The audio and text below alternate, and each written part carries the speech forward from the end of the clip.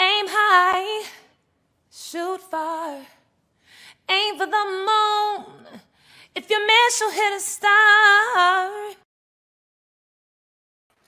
Hello, good day, salutations. Welcome to Better Together, the home where we Lupus warriors tell our stories and spread some love, share some love with each other.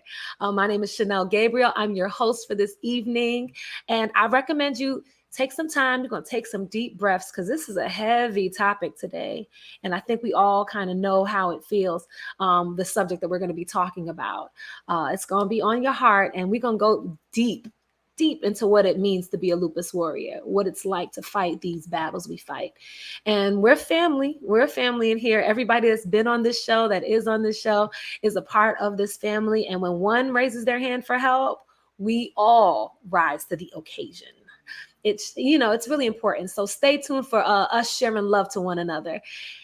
The subject of today, we're thinking about rock bottom. And what that looks like is rock bottom can look differently in different scenarios in our lives. It shows its face in intimate relationships, in tough days at work when people are getting on your nerves, and sometimes your body is reacting to all of that. And for us, it sometimes can affect our health. We know that stress and all of those things, and the things that managing a chronic illness do, can also affect our health. So our first patient advocate that we're going to bring in is going to be April Glass, and she's going to be talking about her extensive family and her experience with lupus. And we had her family here a week ago, and so she's joining us today. And we're going to talk a little bit about what those hardcore struggles she's faced has been, and creating a medical team. We're going to work together to help her get a medical team and talk about what we all need to know about how to recognize our needs as Black women with lupus. All right. To all of my family that's joining us, my sisters dealing with lupus, if you are here, please use the chat. Please engage with each other. Let me get a witness in that chat. Say yes, if you are there. Most of us have been there. Okay, tell us your struggles in the chat, and we will just share. Okay. Now it is my pleasure to bring in to this story our medical host, my co-host, Dr. Michaela, and she has taken extra time to reach out to our first guest, April, so we can understand how important it is that we choose a medical team that listens to us and believes when we're telling them something's going on. So welcome to the stage, bringing my co-host, Dr. Michaela Baird. Hey, Chanel. Thank you for the warm welcome. And as always with you, I am so looking forward to connecting with all our viewers, hearing from our guests tonight. And as Chanel said, it is so true. April and I had some time to really dig into her story. She shared a lot with me about her personal lupus journey. And she was just so honest about how this has been a tough time for her and that she's been experiencing some ups and downs and some roadblocks recently. And, we talked a lot, as a rheumatologist, I'm always talking about what people's symptoms are and what constitutes a flare for them, whether it's joint pain or rash or fatigue, as we mentioned earlier today. It's just so tough to manage all of it. But what we really want to dive into today is to really talk about, well, what happens when you have that bad flare? What's your plan in place? Who are your people who are going to take care of you? And we really want people to walk away tonight thinking about who that team is. So I want to bring April in and let's hear from her. Hi. Hi, April. We're so happy Hello. you're joining us here Thank tonight. you. Thank you. I guess it's not nighttime because you're joining us from Cali, right? Yeah, it's still daytime. So we chatted a lot and we understand, you've been going through some frustrations with your symptoms and managing all of the different physicians who are helping take care of you. What are you doing now to start to manage some of your stress and just the stress of dealing with all this? Well, I do work out practically every day of the week. Sometimes I take one day out um, to kind of relax. But that's kind of like my mental state. You're kind of out of sight, out of mind. So it's like I have to keep something to keep my mind together.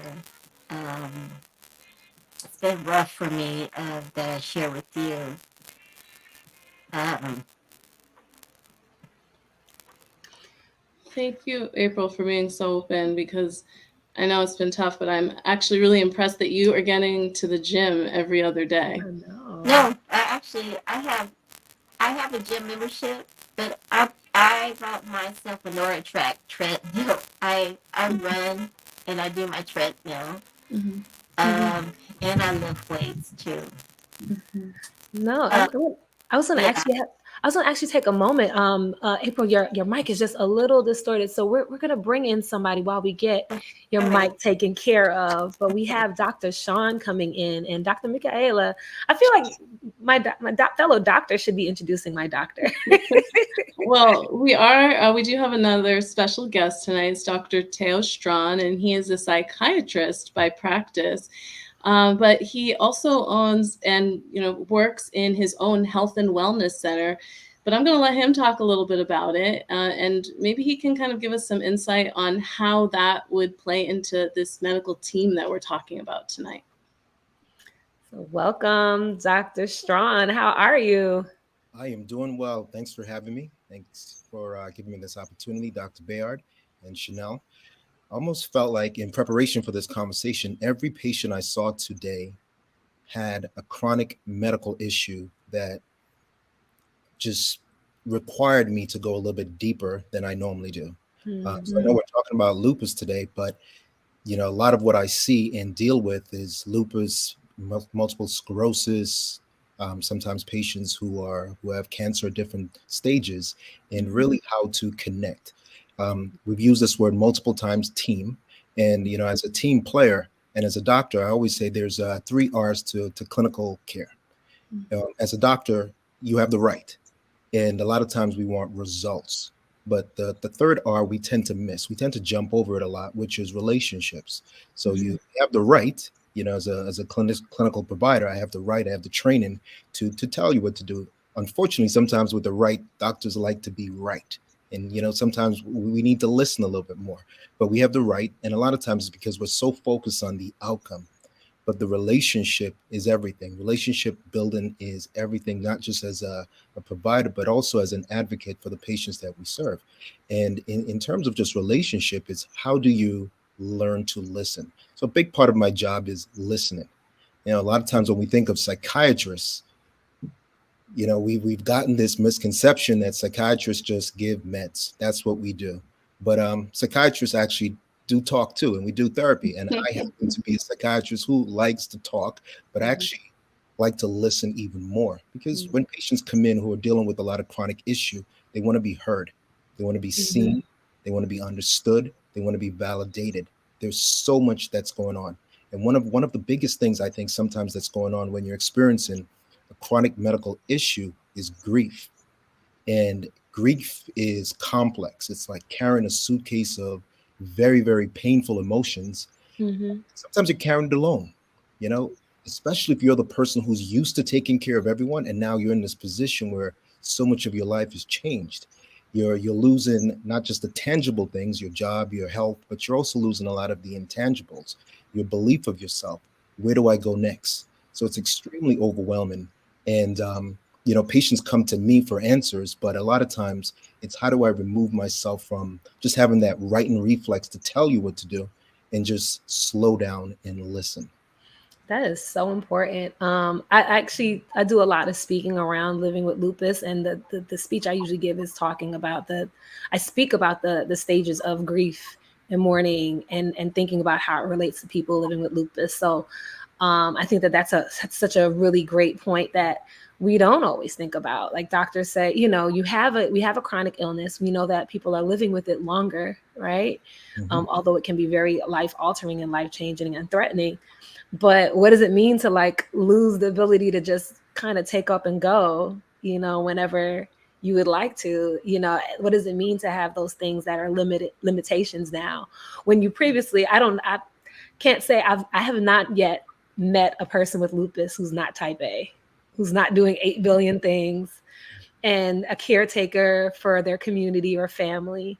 I don't know anyone else. Like, I was sitting on the couch every single day and then all of a sudden had lupus. I haven't met them. Maybe there's somebody out there. I just haven't. But, what does it mean to all of a sudden have to depend on people? That's really, really hard. It's extremely hard, and it's almost learning how to relearn everything that you've learned about yourself, how to develop a new identity, and an identity that you don't really want to accept. So most of the patients that I'm dealing with who have chronic issues, there's a high level of self-awareness. They've always had a high level of self-awareness, and especially because they're, like we say, where a lot of times they're looking out for other people. But self-awareness is a start. It's how do you get to the point of self-acceptance, the acceptance that something has changed. It's like a four-legged stool. You've lost one of the legs and you want to sit on it just the way you sat on it before. But the reality is something's different. And how do you adjust to it? Mm-hmm. And in that adjustment period, it creates a lot of stress. So if we look at a lot of autoimmune issues, a lot of diseases that we experience, a lot of it is due to a lot of stress that sometimes even preceded the illness. And now you have the illness, and then now you have to deal with even more stress.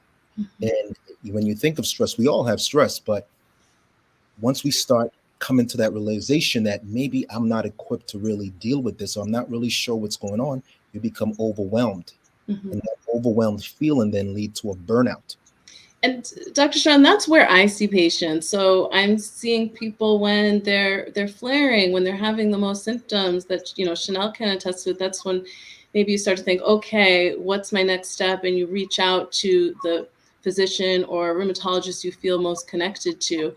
But can you talk a little bit about what your role may be in that setting? So sometimes my role is as a consultant, but there have been many times where in my role, even though as a psychiatrist, being a medical doctor, sometimes we're the first person to even order the tests or maybe suggest that maybe you see your primary care provider to address these things. Um, so when I receive these patients who already have chronic medical issues or mental health issues, a big part of what I'm doing is really slowing it down and connecting. So a lot of times I'm almost like a liaison between just what's happening mentally and physically. When we think about medical care, we see people as, we compartmentalize. Here's the rheumatologist, the cardiologist, the person who deals with the brain. So a big part of it is how do you slow it down and realize that here's a disease, but we cannot forget the individual who has the disease, and being able to communicate that to providers is very important in terms of what I do. In terms of addressing the mental part of it, which as most patients who struggle with lupus, there's always going to be some neuropsychiatric component to it: headaches, foggy, dizziness, just cognitive changes, a lot of fatigue. It's how do you maybe utilize maybe some medications to help with that, in addition to a lot of other modalities, therapy, really connecting them to different providers, and just connecting the dots. I mentioned grief, I mentioned loss, but once you're experiencing a lot of that, what you're feeling emotionally a lot of times is disconnection. So how do Right. you connect? How do you bring that together? A big part of what I do as well is creating individualized treatment plans. And yes, I'm a psychiatrist, but I like to brand myself more of as a holistic psychiatrist, because I think there's a definitely connection between what we do mentally, physically, and spiritually. So you're coming into me mentally, but I'm Right. also connecting the dots in terms of what's going on physically, and also what's going on spiritually or socially, in terms of how do I connect you to a larger support system, not just a medical support system, but a support system that is supportive of what you need. A lot of times when we talk about support system, we have people, but they're not listening to what we need. Sometimes we don't know what we need, but then even when we communicate what we need, they're not hearing it. And Not it's been, a powerless feeling. sorry, Zoom, one of those things. I was going to say, I've definitely seen that happen where, for me, speaking from living with lupus, it's always been a struggle trying to explain it to my friends, and thinking that they're supporting by just being there, when really and truly I'm like, I need more than that. And I don't and I'm expecting them to kind of serve me in this very specific way, and they don't have the tools to do it. And April, when she was on, we spoke earlier. Unfortunately, she's not present, but just to speak to a little bit of her story, she talked about something that I definitely have dealt with, where I'm dealing with so much issues with my other doctors, with my, like, the stress of dealing with insurance companies not wanting to pay and having to argue with them to get medication that I need, and thinking about all of those stressors, thinking I'm fine and then finding out something else is wrong. Those are all a lot of the things that April was going to speak to. But with all of those things happening, what is it that lets me know that I need to see a psychiatrist? Like, what is it specifically? Because I mean, I'm dealing with it, I'm juggling it all, and I'm kind of figuring it out. But what is the step when it's like, Chanel, you should probably check in? That is a really good question. And, sometimes the issue is we just don't know. Sometimes you just don't know because the way we deal with stress is different. Some people fight, some people flight, some people freeze. And like you said, if you're a type A person, you will fight. So the awareness of when you need help is not always something that's natural. Sometimes it comes from the people around you who are also realizing that you're not functioning, you're not sleeping the same way, or maybe you're sleeping too much.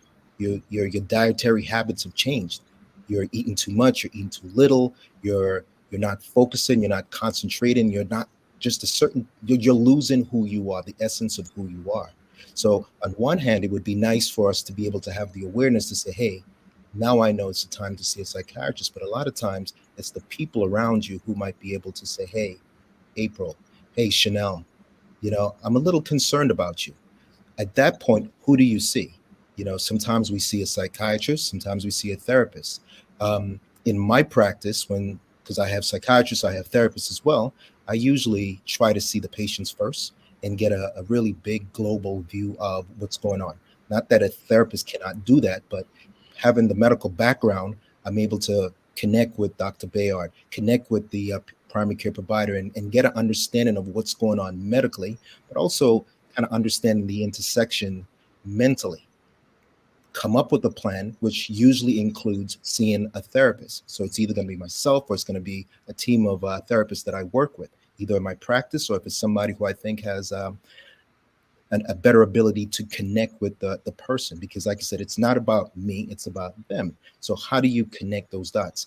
Some other things that you definitely want to pay attention to when you see someone, especially when you see a therapist, is you're not there for them, you're there for you. So seeing a psychiatrist or seeing a therapist doesn't necessarily mean you're going to get what you need out of it. A lot of times we don't even know what we need out of it, but it is a beautiful and amazing opportunity to really show who you are, be vulnerable, be courageous. And in so many ways, those are the things that decreases your stress. Because like I said, our natural stress response is fight, flight, freeze.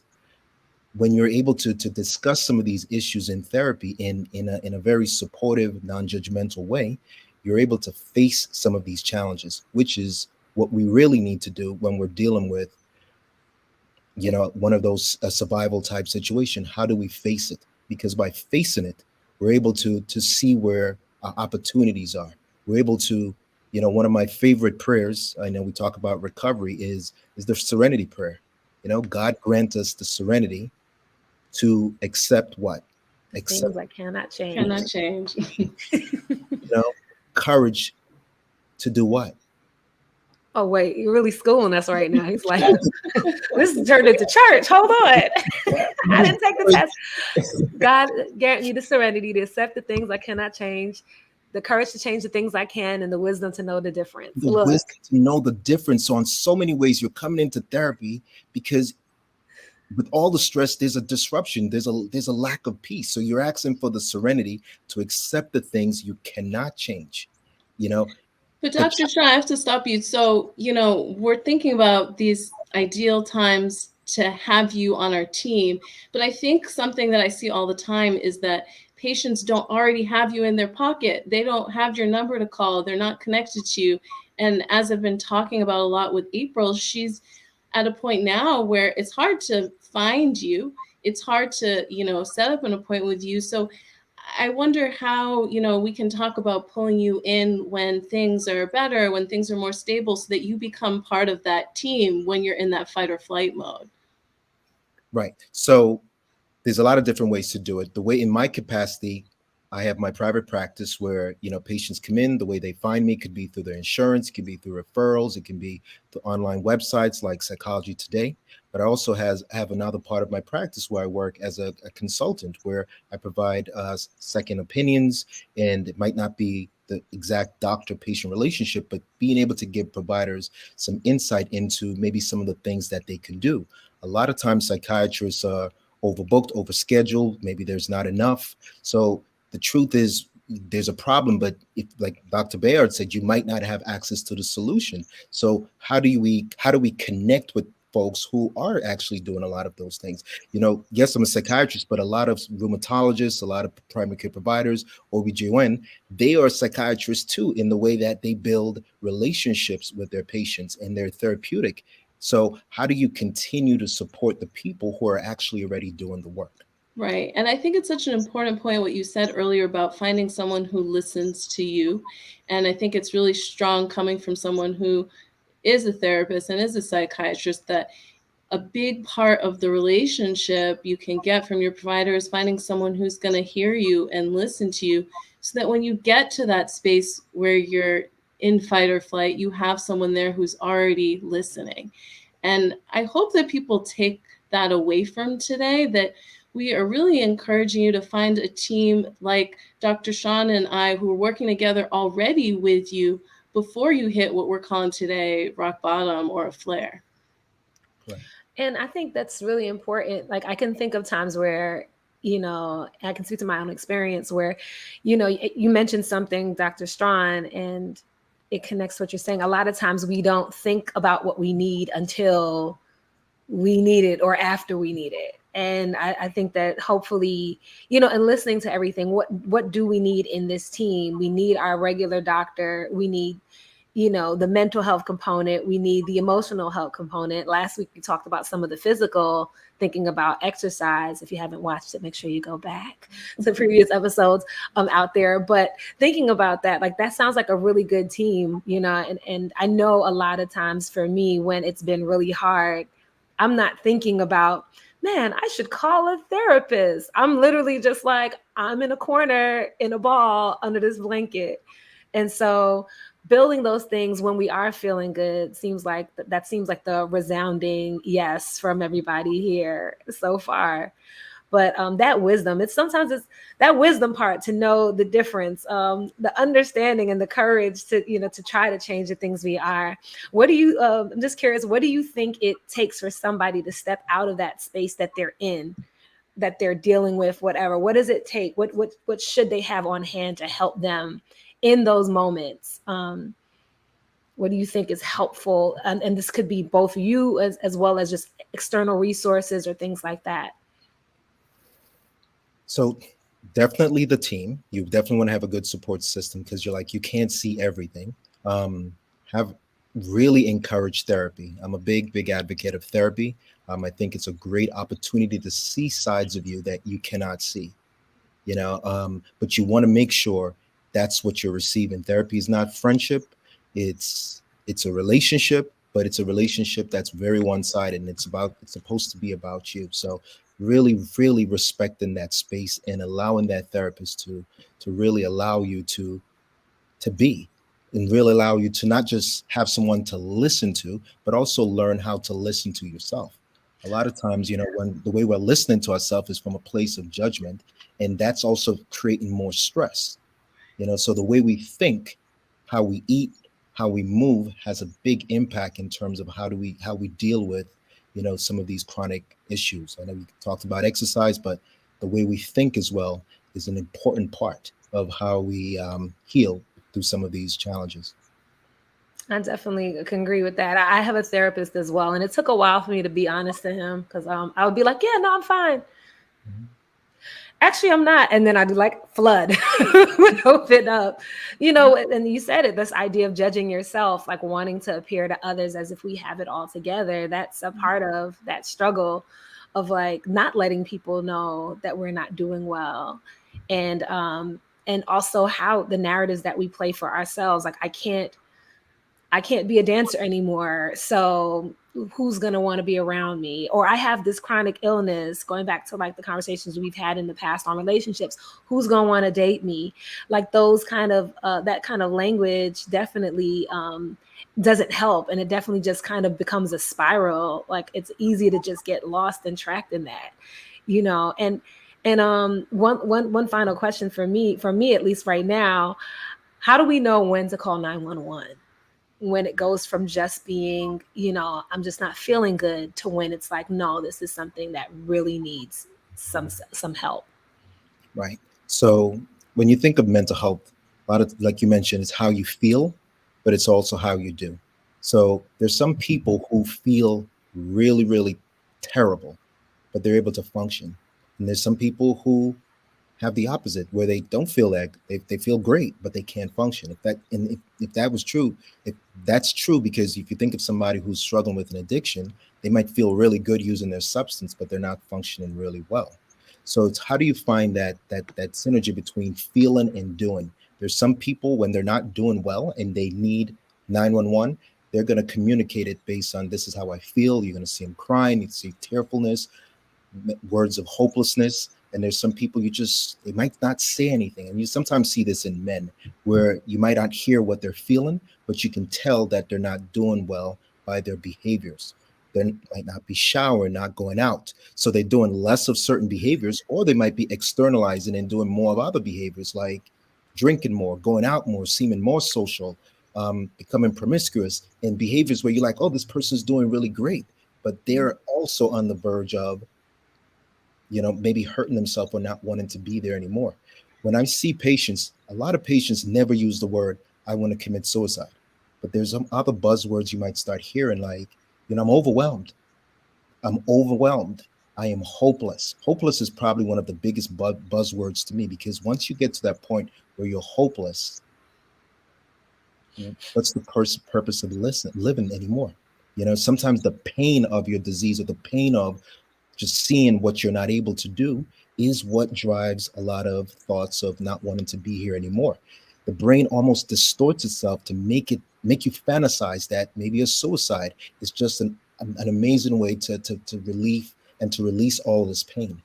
Mhm. So I take suicide extremely seriously, but sometimes you don't hear those words. And I'm saying that because the people closest to you might never say that, because if they say that, the assumption is you're going to overreact. So you pay attention to the subtle things.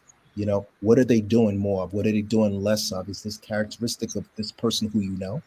Um, and once they start saying those things, you listen and you explore, you reflect. A lot of times, if you overcorrect, they was like, okay, I can't say that to Chanel anymore because she's going to do. Mm, So how do you listen with compassion, listen in a way where you're letting that person know that, hey, I hear you, I love you, I want you to be here. Here are the steps that we will take so that I can have you a lot longer. Right. So mm, we don't want to overreact. We don't want to underreact. We want to continue to realize that so much of suicide has to do with disconnection. When you're mhm, experiencing a loss, you're disconnected. A lot of times that's even where some addiction comes in, because it allows you to feel something, feel some connection to something that then makes you disconnect even more. So mhm. connection is key when we're dealing with just really assessing, is this person connecting or they're disconnecting? How are they feeling versus what are they doing? Is it consistent? Yeah, that's really helpful. That's really helpful. And thinking for us as people living with a chronic illness, to us out there, really taking a moment when you are sad, taking a notice. I don't feel like going places. Why is that? Maybe asking those questions of ourselves, that self awareness might be really, really helpful for us to have, to even be able to recognize what you said, am I just going through the motions because I'm supposed to, but there's really something deeper under there? Mhm. I think that that's really, really, really helpful for us to also think about when it comes to depression, because yeah, depression looks different for everyone. Yeah. And then when you add in culture, the way people grieve, the way people communicate their stories are different. So a lot of times we're looking for this one size fit all, but this is why individualized treatment plans are so important, because we're dealing with a human who has multiple parts, but we're still dealing with an individual. And Yeah. how do you really connect with that person and hear their story? Because you can hear hundreds of different stories about a lupus and any chronic medical issues, and there's certain things that are similar, but it's your story. Yep. Your story is your story. And how do you allow that person to tell their story uninterruptedly with love and compassion? Sometimes that's the last thought. I mean, sometimes I'm powerless in terms of what I can do. And sometimes I walk away from an interaction with a patient and they say, thank you. And I'm like, oh my God, I don't even know what I did, but it's what they received. Sometimes the little you give is a lot to someone else. Mm-hmm. So Mm-hmm. you should never underestimate your impact when you are really engaging people in a loving way. Thank you. No, thank you. And listen, I'm gonna just say it like this, Dr. Strawn. Everyone, if your therapist ain't talking like Dr. Strawn, I don't know out there, but no, definitely, everyone loves in a different way, and every counselor or therapist operates in a different way. But thank you so much for sharing that, and we're gonna actually bring in our next guest after all of that powerful and informative information. But our next guest is literally no stranger to Better Together. She is a part of the family. She was on it on the first episode. She is the lemonade maker, and her stories of courage have always helped others move forward. And we're hoping that we hear a little something, something here about turning lemons into lemonade from Monique Gore-Massey. Welcome to the virtual Better Together stage. Hello, all. Thank you so much for having me. Thank you, Chanel. Of course, you are my heart. Thank you, Dr. Michaela. I have to remember to enunciate that, You right? got it. And Dr. Strawn, I'm over here like rooting. I don't know if I should pass the offering plate around. Like, I don't even know what I should be doing right now. Church. You're speaking such great gems. I was like, there's really not much else left for me to say. He is saying it. I mean, can you just share, like, what were some times that you might have really struggled, like that really were really Yeah. challenging, and how did you get through it? What were the supports or the things that helped you get through it? Yeah, and thank you for asking that because lupus can really have a profound effect on what someone's mood is, what their outlook is. Lupus or any other chronic illnesses, as Dr. Strawn was saying. And I know many individuals, you know me, I'm a global lupus advocate. I'm award winning, I blog. Let them know. I work with, I do a lot of work in the industry. I do media work. I've been interviewed by from Robin Roberts to you name it. I travel all over the globe and I do a lot of work with rheumatic organizations internationally. But the one thing I always have to say, and you know this, Chanel, I did not just arrive, right? So, like, I think one thing that I'm very conscious of reminding people of is what you see now. I am a very living work in progress. And getting to this place, it has been, I've been diagnosed now 12 and a half years with lupus nephritis, fibromyalgia, a few other itises, and a few other comorbidities. It's still an ongoing process. And so one of the one of the down rock bottom parts that I can actually speak to that help project me to get me to here to where I am. It was definitely about 5 years ago when I was told that I have 3 to 6 months left to live. And I know everyone's journey dealing with a chronic illness can be different. For me, when I was finally diagnosed after 2 years of diagnosis, that took a toll on my mental health because I was not believed, right? I was not Mhm. validated when I went to the emergency rooms and when I went to these different specialists. So I went 2.5 years undiagnosed, diagnosed about 2.5 months before my wedding. And then after being diagnosed and now married, my health completely deteriorates. And so those first few years, I lost sight, lost the ability to walk, eventually lost the ability to talk, kidney failure, cardiac failure, you name it, all of my organs were failing and attacking one another. And so when they had said to me, you pretty much need to start preparing to transition. And I remember being in that room, my husband was in the room, my mom and my dad were in the room. And I remember seeing the fear on their face and just sitting there feeling like a vegetable within myself. When all of this was happening, it's really hard to understand that I could be a lemonade maker now. But at that point in my life, I was feeling very dejected. I had felt like I had no purpose. Um, I wanted to sleep all the time. I felt very fatigued. And I know when we were speaking to April, and April, if you can hear somewhere out there, I want you to know that some of us have been in those places, and I'm one of those people. Um, Felt feeling like I wanted to sleep all the time. I took myself off of my meds sometimes. I stopped going to the doctors. Um, and then I felt demoralized. I felt like I did not fit into everything that I used to do, the body that I used to have. I was a track star. I played softball. I, I was a catcher, made it to the Olympic trials. I used to write all the time. I used to dance. So it's like my body was failing me. And now you're sitting here telling me that I have months to live. So mentally, I had already started to shut down. Mentally, when I woke up every single day, I was angry and I like cursed the air. And God, why would you allow me to live in this space? Why would you allow me to even get married? Why would you allow me to be feeling such financial despair, sexual despair, mental despair, and feeling like I couldn't contribute anywhere? I felt like I literally had no purpose. And so that eventual erosion and then feeling like I was just now everything is being magnified. That was my rock bottom. And so the displacement that I had, the brokenness that I had, and then also I know you guys were speaking about from a spiritual aspect, feeling like I had always been a very spiritual person and my family was and everyone was praying. And now I felt like David, like completely abandoned. Where are you? Where is my God when I need my God? This is not the God that I know. Um, and so I was at that point. I have been at rock bottom. I was there for not just a few weeks, I was there for a few years. And to tell me that I would see myself here, I couldn't necessarily see that at the time. If I could ask you, Monique, could you just speak on what shifted with your medical team? Because I hope that played a part in things shifting.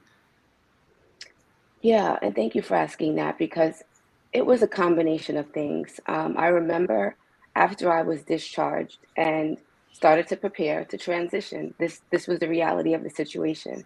And I remember writing because I used to journal. If I couldn't physically write, I would audio. And I remember going back through a few years of what had been going on, and I just felt like there has to be more. Like, did I exhaust all of my opportunity, all of my opportunities, all of my options? Like, what doctor have I not spoken to? Who's not part of my care team? And you know who wasn't a part of my care team? A therapist. Like, Wow. no one had said to me, at several points, they put me on psychiatric medication because I was dealing with severe medical depression and onset depression. But I also have to say this. A lot of times, the weathering that we've gone through as my life, one, I'm a woman, I'm a woman of color, woman of Caribbean descent. So the weathering, the burdening, feeling invalidated, carrying like the cross of so many different generational issues, um, the barriers, unconscious and conscious, and all the disparities, that also preceded my lupus diagnosis. So dealing with depression at the time, it wasn't just lupus. There were a lot of other things, and I hope individuals know that you're not alone in that, because we don't just show up with just lupus. We're traumatized by so many other things that we might have faced in our life, and so no one had ever asked me, is there someone that you have to specifically speak to about this? So yes, partnering with a therapist, someone who's asked me how is my overall health, as Dr. Sean said, my holistic health, from my spiritual to my movement to my breathing, and really then beginning to tap into that, realizing that those key pieces were not a part of my standard of care. No, Thank you thank you. so much. I mean, I think that that's so powerful. And I always appreciate you telling that part of your story because, once again, we'd be looking amazing living with this illness. We look like we have it all together, and no one would know the battles that people are fighting alone unless we share them. And I think that you finding a space, finding a therapist to be able to help share some of that story and share some of those things that are there was really important.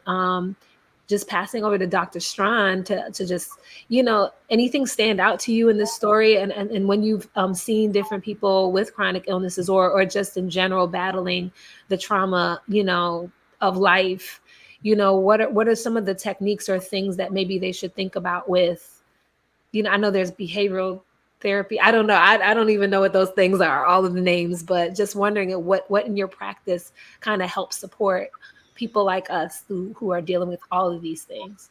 Mhm. So Monique, you touched on so many things, and this is one of the reasons why talk therapy or just talking is so important, because once you're able to get to that point of acceptance, which we often get at rock bottom, you see the opportunities, you see the beauty to who you've always been. One of the things you also mentioned is that before the diagnosis, there was a lot of trauma. There probably was a lot of shame. There was some cultural issues. There was just so many different things that came into the equation that was never really processed. And as a result, sometimes how we think actually changes our physical health. And we can eat right, we can exercise, we can do a lot of the right things, but if we don't allow ourselves to think about how we're thinking or be able to process that, it almost like cancels itself. So talk therapy is one, but if there's issues with trauma, there's so many different trauma informed strategies. One that I really like is EMDR, which if you find a really good EMDR therapist, can help you really process some past traumas. I'm also a big fan of somatic therapies. Sometimes it's not just about talking, it's also about feeling.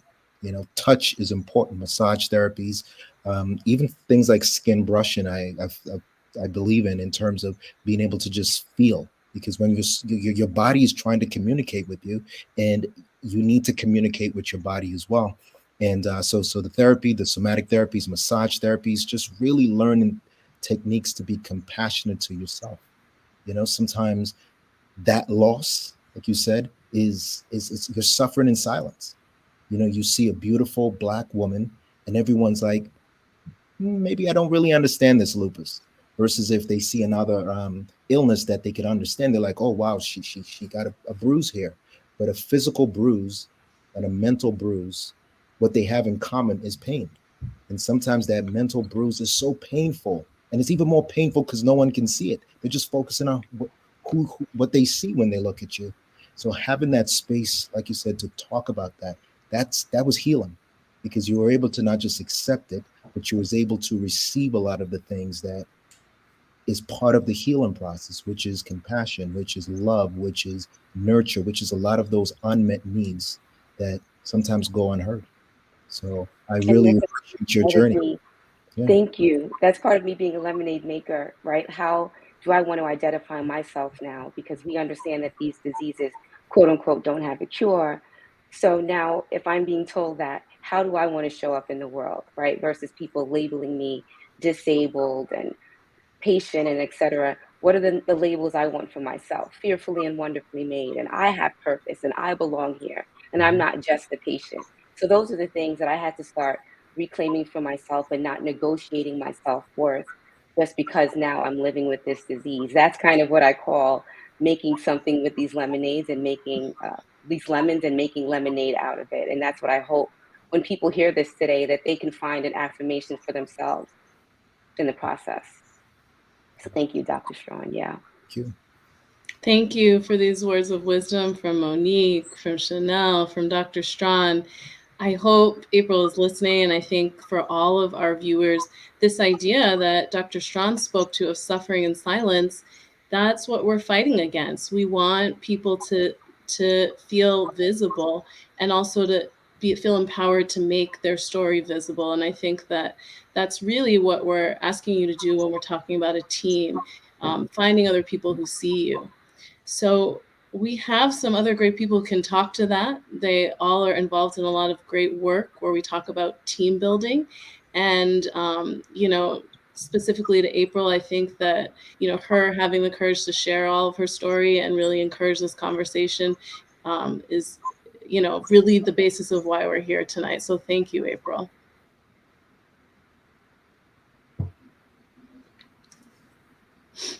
So I think that we're bringing in our next group of guests. And Chanel, do you want to introduce some of them? Sure, definitely. So with that, we have quite a few fellow Loopies who are also doing amazing things and trying to bring support to others. We have three, and I really agree with you, Dr. Michaela. It's a team, it's a collective, and finding the right support group, knowing what you need from a support group is a major component of managing our lupus. So we know support groups can offer resources, peer sharing, help you know that you're not alone or that you're not making all of this up in your head, which sometimes we can feel like when we are isolated. So now we have quite a few lupus advocates from the Lupus Foundation. We have Wendy Rogers. She is the director and care support services.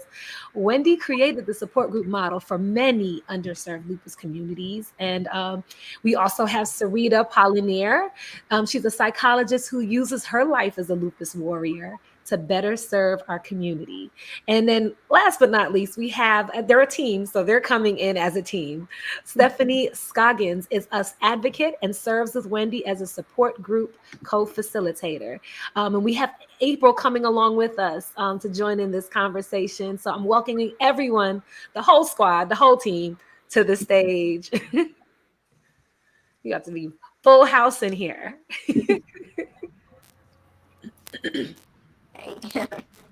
How's everybody doing? So, welcome. Please, I think it's really important to note, Wendy and Stephanie in particular, how you two first met each other. You met at a support group, correct?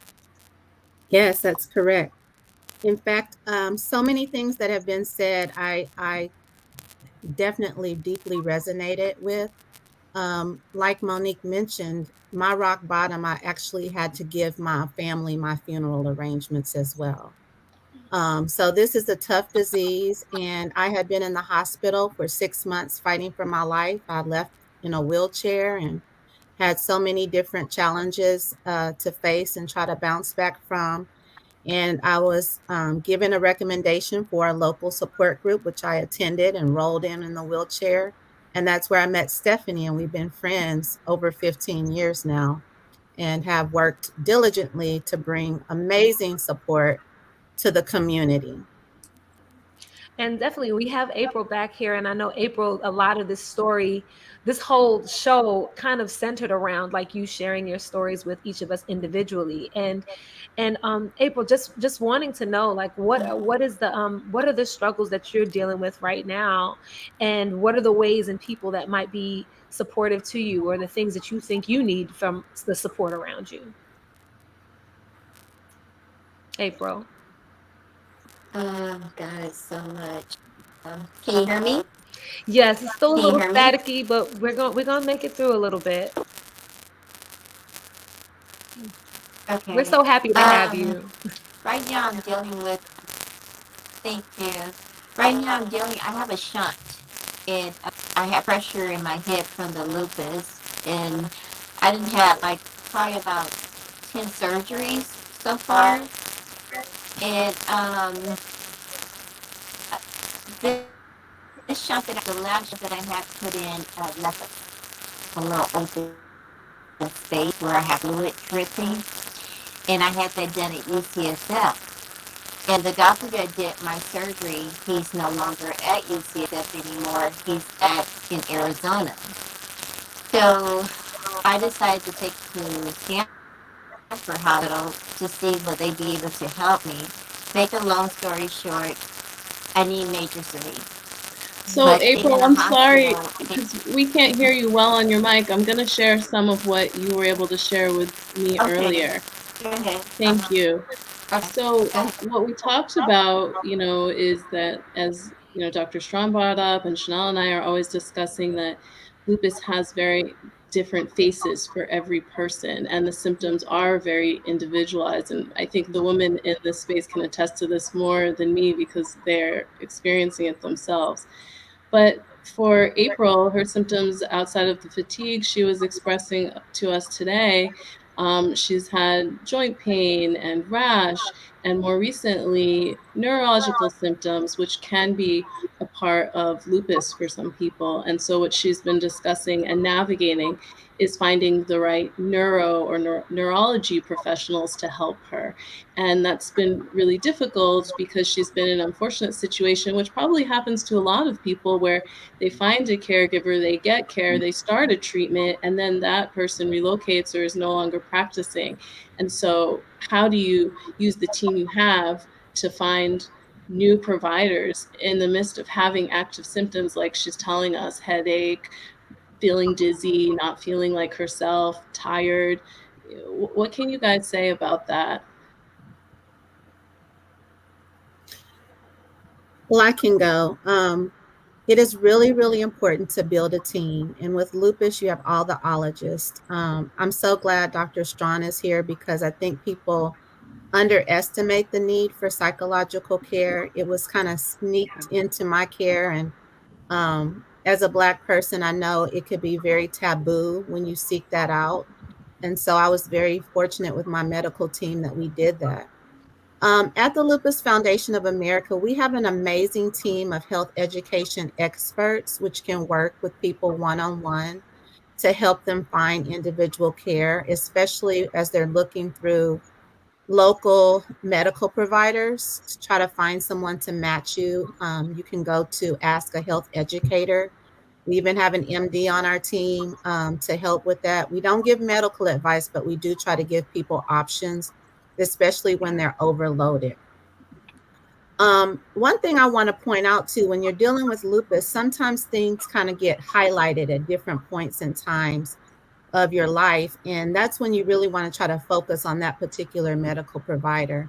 Looking for who might be in the network. Sometimes hospitals have people that they can help when you need to change doctors or look for doctors and referrals. And a lot of times I even, because I have a family friendly type of relationship with my doctors, I often ask their advice to referring me to someone that they know as well. So those are some things just right away off the top of my head that I can share.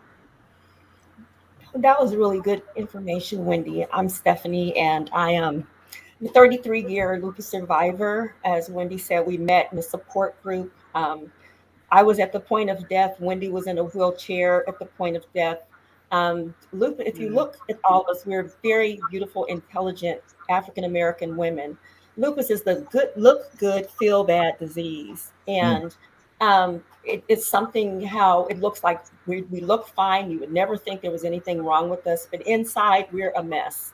All of our systems have been affected from our brain to our liver, our kidneys, our skin, and all of that. And so there are a lot of times when a person will look at us and say, well, are you just being lazy? No, we're tired, we're fatigued. But because there's no physical bruise, like Dr. Strawn was saying, or there's nothing physical that you can see, you're not believed. And it took me over 3 years to be diagnosed. I was first realized something was wrong in my second pregnancy. As I was giving birth, I had a grand mal seizure, and that was the first indication that something was wrong. And then after that, I've never felt the same.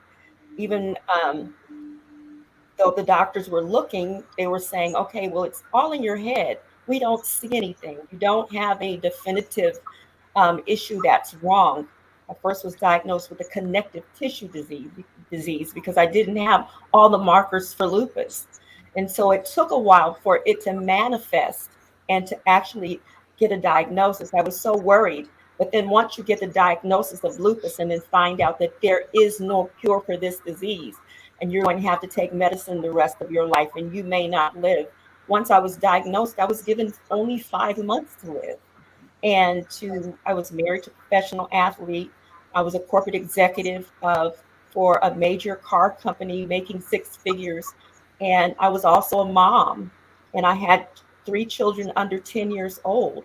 And Yeah, to get man, a that diagnosis that you're going to be gone in 5 months, that was atrocious.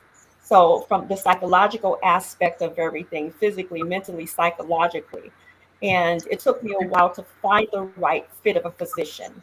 But once I found him, it was the greatest thing that happened for me.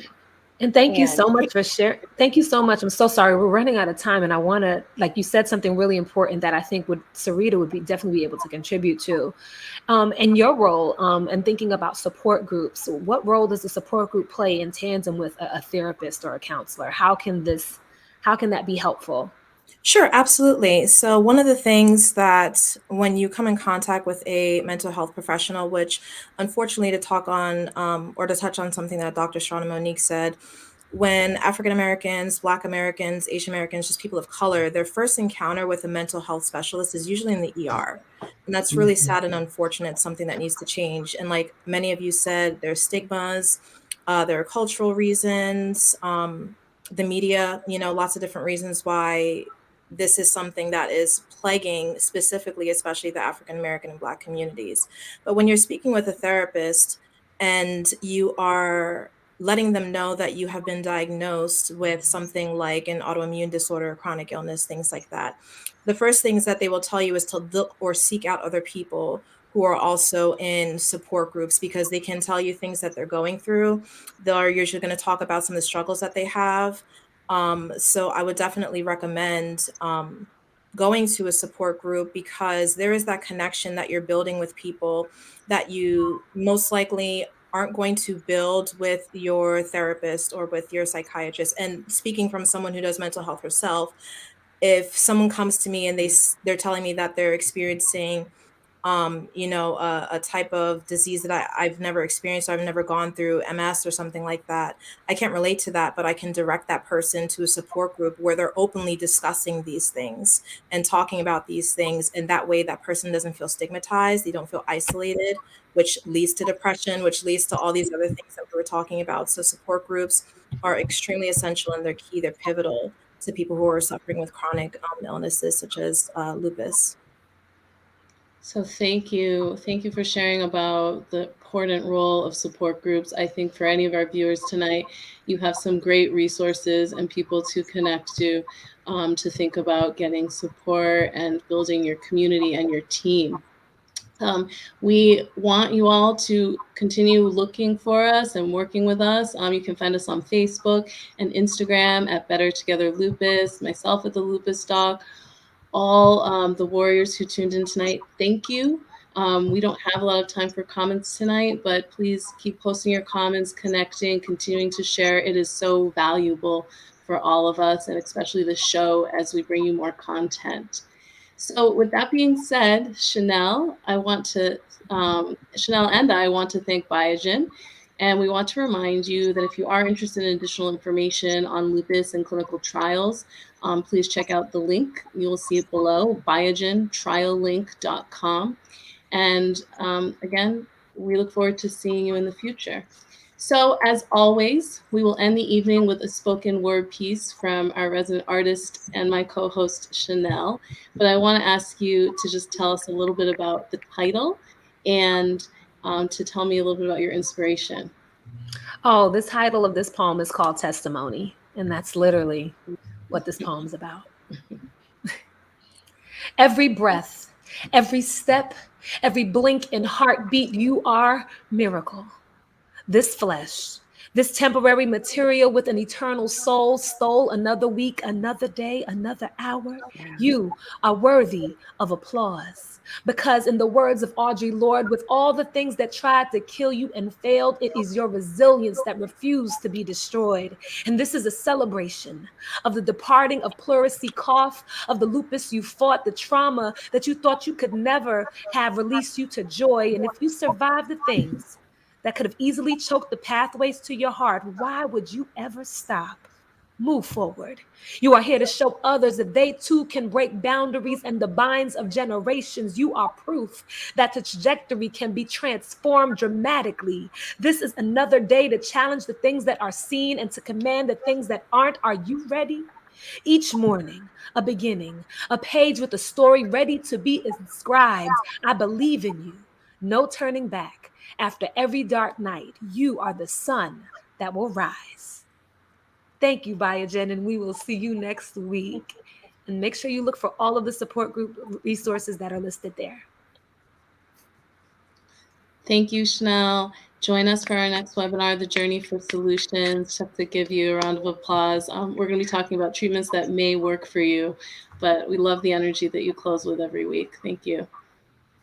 And again, check out biogentriallink.com.